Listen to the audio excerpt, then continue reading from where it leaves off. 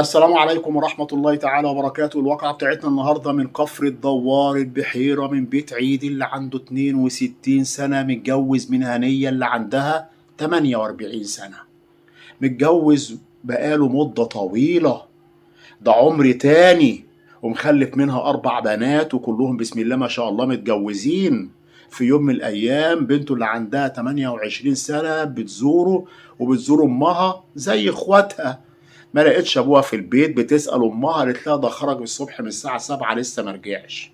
تتصل بيه غير متاح. ايه الحكاية ياما؟ قالت لها ما اعرفش.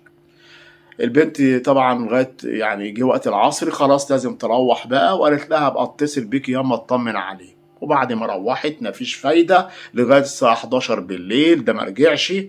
اتصلت باخواتها، القلق طبعا بقى عم في العيلة كلها وجوازات اخواتها، وبدأوا يسألوا هنا وهناك لغاية ما تاني يوم الصبح أول ما طلع النهار راحوا بلغوا في المركز، وبلغوا طبعا عن غيابه. خرج الصبح من الساعة 7 ولسه ما رجعش. بدأ رئيس المباحث يدور بقى ويبحث ويشوف ايه الموضوع، ويسأل مراته أول واحدة اللي في البيت، قالت ده خرج امبارح من الساعة 7 ولسه ما رجعش، نتصل بيه الموبايل مغلق.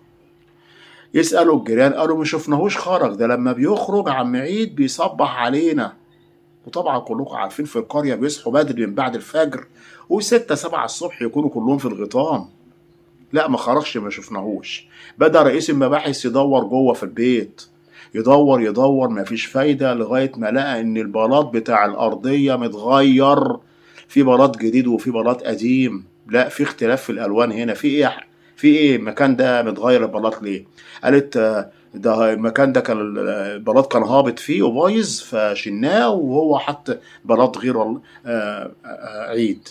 بتتكلم على جوزها بقى. تمام، طب جبتوا مين من المبلطين؟ قالت ما اعرفش. جابوا المبلطين اللي في القرية، ما مش كتير يعني، ده كام واحد معدود على الايد. جابوهم. حد فيكم بلط؟ لا ما حدش فينا بلط هنا. لا بقى تعال احفر لي هنا. رئيس المباحث طبعا اول ما قال لهم احفر لي هنا وحفروا، في طبقة ايه خرسان تحت البلاط. شيل الخرسان ده. تمام، هوب لقوا الجثة. ايه يا هانم؟ ايه يا هنية اللي جاب الجثة بتاعت جوزك هنا يا هنية؟ اعترفت وقالت كل حاجة. عملت ايه مع مين يا هنية؟ موتيه لوحدك؟ لا طبعا، ده انا وابن عمه فايز. فايز اللي عنده 54 سنة، اللي بيشتغل سواق، اللي كان بيزورهم، اللي كان بيزور ابن عمه في بيته، الراجل الطيب اللي اسمه عيد. تمام. وبعدين يا هنية ابدا كنا احنا الاتنين بنحب بعض ونكمل العلاقة مع بعض. كمل العلاقة مع بعض في غيابه طبعا. طبعا في غيابه، هو مش موجود. طيب هاتولي فايز بقى. جه فايز قبضوا عليه. تعال انت اللي قتلت. اعترف بكل حاجه طبعا. ايوه انا اللي قتلت. انت قلت يا هنيه. اما يعني ايه ما اقولش ازاي يا فايز؟ ما اكتشفوا كل حاجه يا فايز اهو. اتكلم بقى وقول. قال لهم بقى ايوه انا اللي جبت المخدر واديته لها وقلت لها حطيه في العصير ولا في الشاي. شربه، اغمى عليه، خنقناه، دفناه، وبعد كده بلط. وبعد كده قمنا بقى عملنا العلاقة عن احنا الاتنين واستحمينا وخدت بعض ومشيت. وانا كنت ناوي اتجوزها يا بيه بعد ما تعدي شهور العدة. اول ما تعدي شهور العدة كنت ناوي اتجوزها. تمام يا فايز. حطوا في ايديهم الكلبشات، يلا هما الاتنين، واتقبض عليهم وعلى محكمة الجنايات، واتحكم عليهم في شهر نوفمبر 24 بإحالة أوراقهم لفضيلة المفتي. وادي جزاء الخاينة والخاين.